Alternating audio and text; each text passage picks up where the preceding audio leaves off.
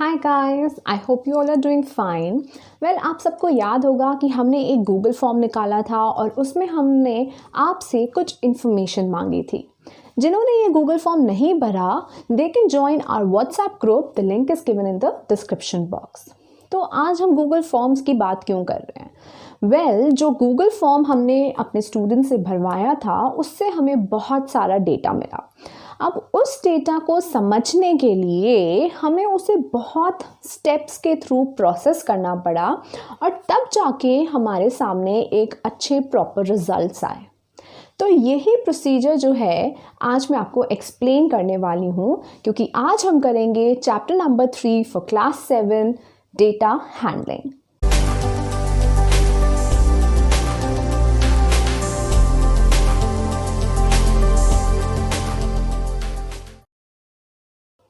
तो data handling होता क्या है? तो डेटा मतलब इंफॉर्मेशन। तो सबसे पहले हमें इंफॉर्मेशन कलेक्ट करनी पड़ती है। भाई, जब इंफॉर्मेशन होगी तभी तो उसके ऊपर काम करेंगे ना।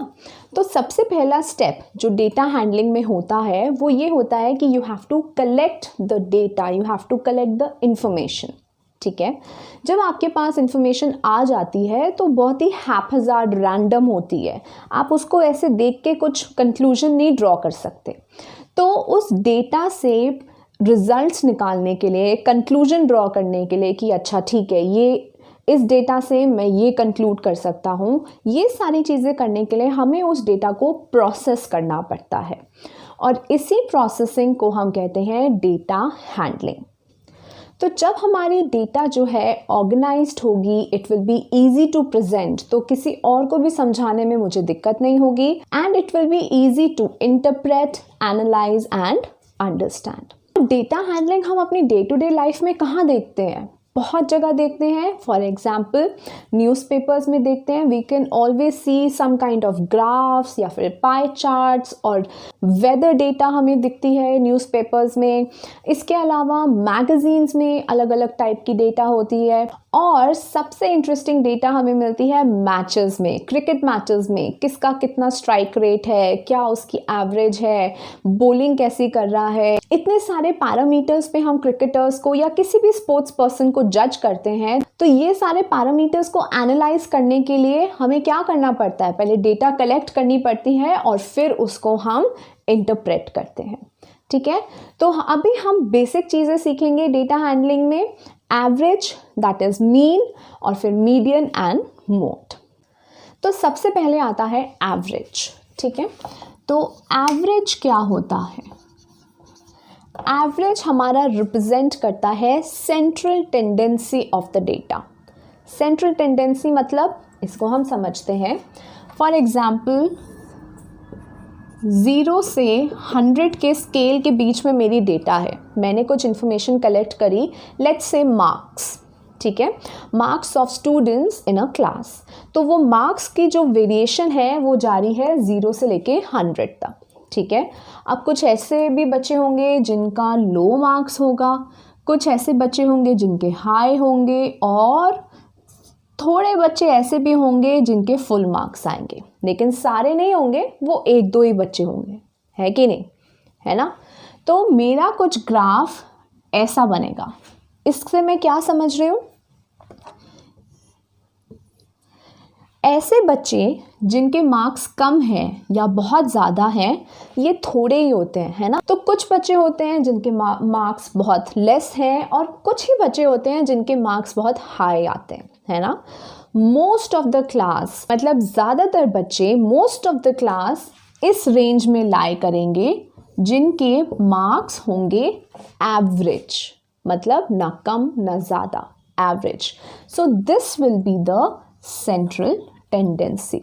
तो आई कैन से 50, अगर लेट्स सपोज 50, तो ऐसे बच्चे मैक्सिमम होंगे जिनके मार्क्स 50 या उसके आसपास होंगे।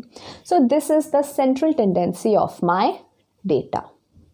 ठीक है, तो एवरेज क्या रिप्रेजेंट करता है? एवरेज यही रिप्रेजेंट करता है कि जो भी आपकी डेटा है उसमें जो एवरेज है, ज़्यादातर लोगों का उसमें क्या ओपिनियन है, या क्या उसमें, जैसे इस एग्जाम्पल में क्या मार्क्स हैं ज़्यादातर बच्चों के, वो एवरेज जो है सेंट्रल टेंडेंसी को रिप्रेजेंट करता है। ओके। तो अब ये एवरेज हम निकालते कैसे हैं, कैलकुलेट कैसे करेंगे? तो एवरेज निकालने के लिए हम क्या करते हैं, sum of all observations divided by the number of observation. ठीक है, तो let's take an example, let's take study hours. एक दिन में मैं कितने आवर्स स्पेंड करती हूँ अपनी स्टडी के ऊपर। Okay, so let's see Monday, Tuesday, Wednesday, Thursday and Friday. Okay, let's say Monday को हो गए 4, ट्यूसडे 4, फिर 3, 5, 4। ठीक है, तो अगर मुझे ये निकालना है कि एवरेज, ऑन एन एवरेज मैं कितने आवर्स अपनी स्टडी पे स्पेंड कर रही हूँ, तो मैं कैसे कैलकुलेट करूँगी? So my average will be sum of all observations. तो ये मेरी ऑब्जर्वेशंस हैं, इनका सम, तो ये हो जाएगा 4 + 4 + 3 + 5 + 4 divided by number of observations. तो मेरी नंबर कितनी ऑब्जर्वेशंस हैं? मेरी हैं 1, 2, 3, 4, 5। तो I have taken the data for 5 days, तो मेरी नंबर ऑफ ऑब्जर्वेशन हो गई 5। ठीक है, तो अब हम इसको कैलकुलेट कर सकते हैं। 4 + 4 + 3 + 5 + 4, ये कितना हो जाएगा? 20। तो 20 divided by 5 which is equal to 4। तो आई कैन से कि on an average every day I spend 4 hours to study। ठीक है, अब एक बात जो हमें यहाँ पे ध्यान रखनी है वो ये है कि एवरेज जो है हमेशा लोवेस्ट और हाईएस्ट वैल्यू के बीच में आएगा। ये हम यहाँ से भी समझ सकते हैं इस ग्राफ से, जो मेरी लोवेस्ट वैल्यू है और जो मेरी हाईएस्ट वैल्यू है, एवरेज वैल्यू हमेशा इन दोनों के बीच में ही लाई करेगी। ठीक है, ये लोवेस्ट वैल्यू से कम नहीं हो सकती और हाईएस्ट वैल्यू से हाई नहीं हो सकती। It will always lie in between the lowest and the highest value. Okay, तो अगर बाय चांस आपका एवरेज जो है लोएस्ट या हाईएस्ट से ऊपर नीचे जा रहा है, तो दैट मीन्स आपने कोई कैलकुलेशन एरर करी है and you have to cross check. अब लोएस्ट और हाईएस्ट वैल्यू से एक और बात याद आई और वो है रेंज। जब हम कोई डेटा लेते हैं तो उस डेटा में रेंज होता है। रेंज मतलब लोएस्ट वैल्यू और हाईएस्ट वैल्यू क्या है आपकी ऑब्जर्वेशंस की, आपकी डेटा की। तो किसी भी डेटा के लिए अगर हमें रेंज निकालनी है तो बहुत सिंपल है, उस डेटा का लोएस्ट वैल्यू लो और हाईएस्ट वैल्यू लो। तो range will be equal to highest value minus the lowest value. इसी के साथ हम आ जाते हैं अपनी पहली एक्सरसाइज पे, एक्सरसाइज 3.1 फ्रॉम NCERT। ये एक्सरसाइज इन्हीं दो कॉन्सेप्ट्स के ऊपर बेस्ड है, एवरेज एंड रेंज। तो अब हमने ये समझ लिया है, तो let's have a look at the questions. अब इस वीडियो में मैं पूरे के पूरे क्वेश्चंस सॉल्व नहीं करूंगी, we will just discuss the questions. और अगर आपको कोई डाउट है किसी भी क्वेश्चन में, so please leave a comment below. सबसे पहला क्वेश्चन है कि you have to tell the range of height of any 10 students from your class. तो अभी जैसे स्कूल बंद है और कुछ लोगों के शुरू भी हो गए हैं, तो वो अपनी क्लास फेलोज के साथ कर सकते हैं। और जिन लोगों के स्कूल अभी शुरू नहीं हुए हैं, they can do this with their friends also. आप कोई भी 10 लोगों को लो, उनकी हाइट लो और उसकी आपको रेंज कैलकुलेट करनी है। तो रेंज क्या होगी? Highest value minus the lowest value. उसके बाद जो सेकंड क्वेश्चन है वो बोलता है कि organise the given data in a tabular form. और इसके जो सब पार्ट्स हैं वो क्या पूछ रहे हैं? What is the lowest value. जब एक बार आप टेबल बना लोगे तो you can easily find the lowest value and the highest value. दोनों को सबट्रैक्ट करोगे तो रेंज आ जाएगी और मीन भी निकाल सकते हो, राइट। मीन क्या होगा? Sum of all observations divided by the number of observations. तो यहाँ पे सम आप खुद कैलकुलेट करो और मुझे भी बताओ क्या यहाँ पे सम है and what is the number of observations. Well, जब आप टेबल बनाओगे then also you will get to know, but let me tell you यहाँ पे 20 ऑब्जर्वेशंस हैं। तो कीप दैट इन माइंड और ध्यान से करना, नो कैलकुलेशन एरर। सबसे ज़्यादा प्रॉब्लम जो इस चैप्टर में फेस करते हैं स्टूडेंट्स, वो ज़्यादातर कॉन्सेप्ट की नहीं होती है। कॉन्सेप्ट क्योंकि काफ़ी इजी है, वो प्रॉब्लम आती है कैलकुलेशन में, क्योंकि यहाँ पे डेटा सेट्स इतने बड़े बड़े होते हैं तो कैलकुलेशन बहुत ही ध्यान से करनी पड़ती है कि हम कोई नंबर को मिस ना कर दें या फिर हम कोई रिपीट ना कर दें। तो इस चैप्टर से रिलेटेड जब भी आप क्वेश्चन सॉल्व करोगे, उसकी कैलकुलेशन करोगे, तो कैलकुलेशन करते वक्त आपको अब बहुत ध्यान रखना पड़ेगा। उसके बाद जो थर्ड क्वेश्चन है वो ये है कि you have to find the mean of the first 5 whole numbers. तो होल नंबर्स कौन से होते हैं? एक होते हैं नेचुरल नंबर्स, एक होते हैं होल नंबर्स। होल नंबर्स कौन से हैं? 1 to 5 या 0 to 5? Think think think and leave your answer in the comment section. तो क्वेश्चन नंबर 4 कहता है कि you have to find the mean score of the cricketer in 8 innings, है ना। तो हमारा यहाँ पे एवरेज क्या हो जाएगा उसका? नंबर ऑफ ऑब्जर्वेशंस हमारी 8 हो गई क्योंकि 8 इनिंग्स की बात हो रही है, और जो उसका स्कोर दिया हुआ है उसका आप सम कैलकुलेट करके divide by 8 and you will get the average, right. Now coming to question number 5। Question number 5 काफ़ी इजी है, लेकिन इसका जो सेकेंड पार्ट है वो बहुत इंटरेस्टिंग है। वो कहता है to find the mean of number of points per game for C, would you divide the total points by 3 या फिर 4 and why? You have to give the reason also. I'll take some time to look at this question and think। तो यहाँ पे हम 4 से नहीं करेंगे, हम 3 से डिवाइड करेंगे। And why? What is the reason? क्योंकि प्लेयर सी ने एक गेम नहीं खेला था, तो वो गेम काउंट नहीं होगा क्योंकि वो उस गेम में प्रेजेंट ही नहीं था। He was not playing that game. तो we will count only 3 games for player C and we will divide the total points by 3। और इसी तरह थर्ड पार्ट है। थर्ड पार्ट में हम प्लेयर बी की एवरेज निकालने के लिए 4 से डिवाइड करेंगे क्योंकि उसने 4 गेम खेले थे और एक गेम में उसका स्कोर था 0। तो हम उस गेम को काउंट करेंगे क्योंकि ही प्लेड द गेम। वो अलग बात है कि उस गेम में उसने कोई स्कोर नहीं किया, but the game will be counted. So we will divide by 4। इसका फोर्थ पार्ट है, वो पूछता है who is the best performer. तो बेस्ट परफॉर्मेंस निकालने के लिए जैसे हम क्रिकेट में करते हैं या कोई और स्पोर्ट्स में करते हैं, हम उनकी एवरेज निकालेंगे। तो बी और सी की एवरेज तो हमारे पास ऑलरेडी है, तो हम बाकी प्लेयर्स की भी एवरेज निकाल लेंगे और जिसकी एवरेज सबसे ज़्यादा होगी that will be the best performer. Question number 6 और 7 भी काफ़ी इजी हैं। क्वेश्चन नंबर 6 में आपको लोवेस्ट और हाईएस्ट वैल्यू ढूंढनी है, रेंज ढूंढना है और मीन ढूंढना है, right. Quite simple. Question number 7 में भी आपको मीन ढूंढना है। आई डोंट थिंक सो आपको इनमें कोई प्रॉब्लम होनी चाहिए, but if you are facing any kind of problem do leave it in the comment section. फिर आता है क्वेश्चन नंबर 8। क्वेश्चन नंबर 8 में भी हमें रेंज ढूंढनी है, मीन ढूंढनी है, और जो इसका थर्ड पार्ट है वो बहुत इंटरेस्टिंग है। वो कहता है कि on how many days was the rainfall less than the mean. तो एक बार हम मीन कैलकुलेट कर लेंगे।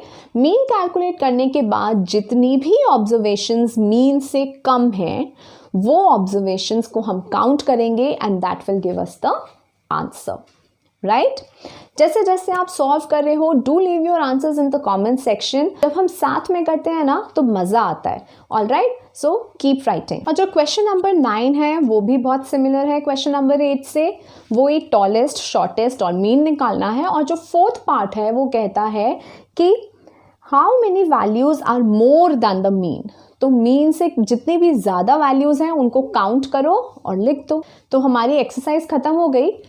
इसके बाद हम 2 और कॉन्सेप्ट कर लेते हैं और इनमें काफ़ी कंफ्यूजन हो जाता है कभी, तो let's clear that confusion once and for all. तो सबसे पहले हम पढ़ेंगे मोड के बारे में। मोड क्या होता है? वेरी सिंपल, जो ऑब्जर्वेशन सबसे ज़्यादा टाइम रिपीट होती है उसको हम मोड कहते हैं, ठीक है। तो मैं कोई रैंडम नंबर्स ले लेती हूँ। अब हम इस डेटा का मोड निकालते हैं, ठीक है।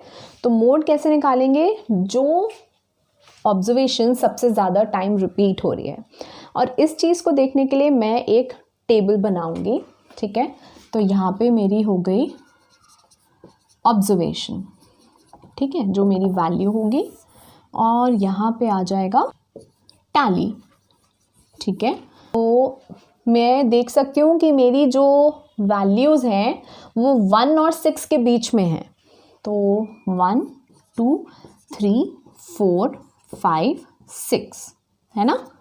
0 नहीं है मेरे पास और 7 नहीं है। तो जो भी वैल्यूज़ हैं वो सारी 1 और 6 के बीच में है, राइट। तो अब हम देखते हैं 1 कितनी टाइम्स आ रहा है। 1 2 3 3 टाइम्स, तो यहाँ मैंने लिख दिया 3। और टैली में हम ऐसे बार्स यूज़ करते हैं, लाइंस बनाते हैं, ठीक है। तो क्योंकि 1 3 टाइम्स रिपीट हो रहा है तो मैंने टैली में 3 लाइंस बना दिए और यहाँ पे 3 नंबर लिख दिया। फिर आता है 2, 1 2, तो यहाँ मैंने 2 लिख दिया। यहाँ पे भी क्रॉस आउट करना बहुत ज़रूरी है क्योंकि डेटा सेट्स इतने बड़े बड़े होते हैं ना, कन्फ्यूजन हो जाती है कि मैंने इस नंबर को काउंट किया या फिर मैंने रिपीट तो नहीं कर दिया या मिस तो नहीं कर दिया। तो आप यहाँ पे कैंसिल आउट करते रहो और यहाँ पे लिखते रहो तो ईजी हो जाएगा। फिर 3 कितनी बार आ रहा है, 1 2, और 4 कितनी टाइम्स आ रहा है, 1 2 3 4, 5 1 2 3 4 एंड 5, तो 4, और जब हम 5 लिखते हैं यहाँ टैली में तो हम क्या करते हैं, एक स्लांटिंग लाइन बना देते हैं, ठीक है। तो ये मेरा 5 हो गया। 6 देखते हैं, 1 2 3 4 5 6 7 8 टाइम्स आ रहा है, तो 1 2 3 4 5 6 7 8, ठीक है। अब जब मैंने इस डेटा को एक टैब्लो फॉर्म में लिख लिया है तो I can easily interpret this, है ना। एवरेज मैं निकाल सकती हूँ। एवरेज इस टेबल से निकालना बहुत आसान है। हम क्या कर सकते हैं, 1 कितनी टाइम्स आ रहा है, 3 टाइम्स आ रहा है, तो 3 × 1 मैं लिख सकती हूँ यहाँ पे 3। 2 कितनी टाइम्स आ रहा है, 2 टाइम्स, तो 2 × 2 4। 3 कितनी टाइम्स आ रहा है, 2 times, 3 × 2 6। 4 times, 4 × 4 16। 5 times, 5 5s are 25 and 6 8 times 48, right. तो एवरेज निकालने के लिए मैं इन सब का सम ले लूँगी और डिवाइड कर दूँगी टोटल वैल्यू से। टोटल वैल्यू मेरी कितनी है, इनका सम, ठीक है। समझ में आया? एक और बार देख लेते हैं। मैं कह रही हूँ कि एवरेज हम इस टेबल से कैसे निकाल सकते हैं, जो मेरी वैल्यू है उसको मैं नंबर से मल्टीप्लाई कर दूँगी और जब इन सबको ऐड कर दूँगी तो मेरे पास आ जाएगा सम ऑफ ऑल ऑब्जर्वेशंस। और मैं कह रही हूँ मेरी नंबर ऑफ ऑब्जर्वेशंस कितनी है, इनको ऐड कर दूँगी तो मेरे पास टोटल नंबर ऑफ ऑब्जर्वेशंस आ जाएगा। फिर इन दोनों को डिवाइड कर दो, मेरा एवरेज आ जाएगा, राइट। रेंज भी मैं निकाल सकती हूँ इस टेबल से। हाईएस्ट वैल्यू लोवेस्ट वैल्यू मुझे दिख रही है, तो 6 - 1 5, ठीक है। तो एवरेज और रेंज हो गई। अब हम आते हैं मोड पे। मोड जैसे कि मैंने कहा, वो वैल्यू जो सबसे ज़्यादा रिपीट हो रही है। तो मैं टैली में देख सकती हूँ सबसे ज़्यादा वैल्यू रिपीट कौन सी हो रही है, 6 हो रही है ना सबसे ज़्यादा टाइम्स, 8 टाइम्स। तो इस डेटा सेट का मोड मेरा क्या हो जाएगा, 6, राइट। क्योंकि 6 सबसे ज़्यादा टाइम्स आ रहा है, सबसे ज़्यादा बार रिपीट हो रहा है, 8 टाइम्स रिपीट हो रहा है, तो इस डेटा सेट का मोड हो गया 6। अब ऐसे ही एक छोटा सा कॉन्सेप्ट और समझ लेते हैं और वो है मीडियन। तो मीडियन क्या होता है, मीडियन समझने के लिए एक और एग्जांपल लेते हैं। मैं कुछ रैंडम नंबर्स ले लेती हूँ, ठीक है। अब मीडियन निकालने के लिए हमें क्या करना होता है, सबसे पहले हम अपनी डेटा को इंक्रीजिंग या डिक्रीजिंग ऑर्डर में अरेंज करेंगे, ठीक है। तो मैं इंक्रीजिंग ऑर्डर में अरेंज कर रही हूँ अपनी डेटा को। सबसे छोटा नंबर है मेरा 7, ठीक है। आप कैसे भी अरेंज कर सकते हो, इंक्रीजिंग या डिक्रीजिंग। तो मीडियन निकालने के लिए हम क्या करते हैं, जो मिडिल वैल्यू होती है, जो वैल्यू सबसे बीच में होगी, उस वैल्यू को हम बोलेंगे मीडियन। तो जैसे कि हमने देखा यहाँ पे मेरी नंबर ऑफ ऑब्जर्वेशंस हैं 7, तो बीच वाली वैल्यू कौन सी हो जाएगी, 1 2 3, और यहाँ पे भी हो जाएगी 1 2 3। तो दोनों तरफ मेरी 3 3 वैल्यूज हैं, तो 19 बीच में आ रहा है ना। तो ये हो गया मेरा मीडियन, ठीक है।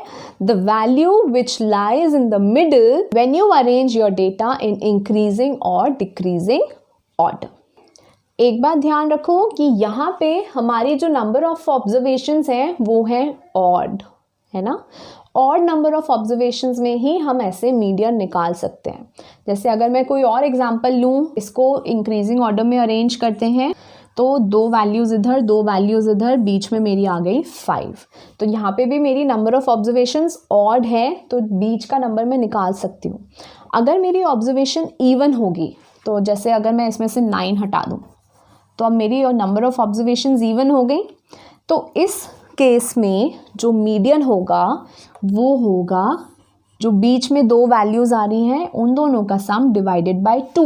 तो यहाँ पे हो जाएगा 4 + 5 divided by 2 which will be 9/2 4.5।